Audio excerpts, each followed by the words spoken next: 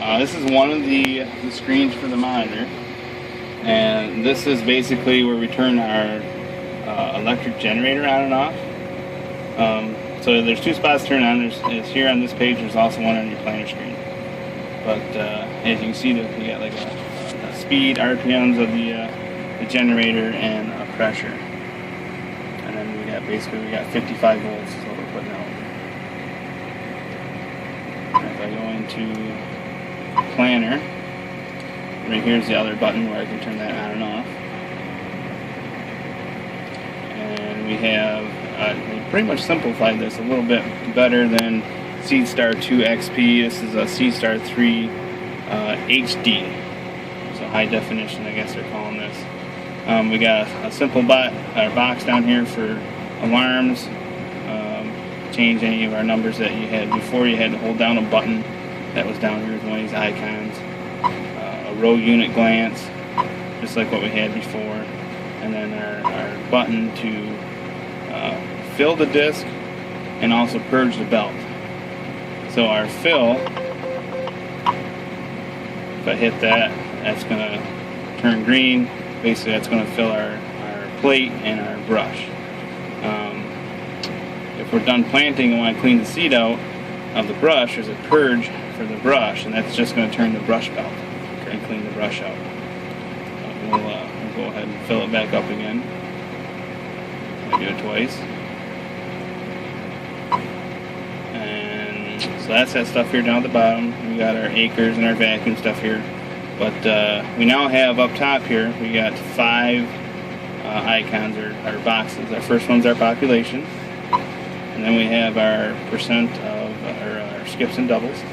And then our CV, which is our coefficient of variation, basically your seed spacing. The ride downforce, basically how many pounds we're applying. And then our row unit balance. And then at the top we have the spot to change, basically our margin for our active downforce, how much pressure we want down, and our seed population. And now I got 36 and 32,000 set up there. So that's all this planner run screen. Seed setup, I got corn, I get my rates, and as you can see here, we're using one rate for the whole planner, but you have the option to basically run 4 different seed populations on the planner. So as of right now, they're not doing full planner width or each individual motor, but I can see that coming down the road in the future. So I'll go back and change it back to 1 meter rate. Totals is pretty much the same, and your planner setup is pretty much the same what we had before. The new thing is a meter runoff, so we can actually do it's basically like a test stand right here in the tractor. Minimum we want you to run is 2,000 seeds, but I can start it and stop it. So if we turn that on, it's actually going to kick that row unit on and spit some seeds out. We may want to change it to 32,000 at 8 mile an hour is what we were planning.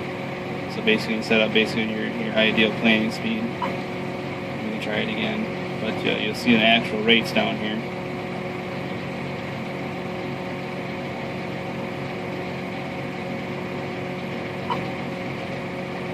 I'll run that seed, but it gives you your distance that would have gone, average seed spacing, how many seeds we put down in our singulation. So maybe we need, we're at 98.3 on the singulation, so maybe we need to make some changes to that row unit. And we're at 6.6 instead of 6.5 for our seed spacing. Okay. So right now we can do individual row unit basically. Instead of having to take your standard planter units right to the store, we can do them right there at the farm. And you can do, basically all your row units. 2 do the same thing. There's also a planner runoff as well in the diagnostics. Basically the same thing, 32,000, 8 mile an hour, hit that button, and it goes active. And then we can look at simulation, we can look at seed spacing, we can look at all that stuff right here on the go. Neat.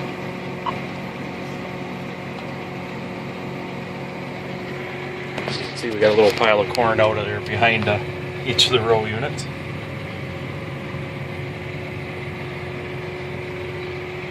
That's pretty much the planter monitor. Okay, well, let's see her in action.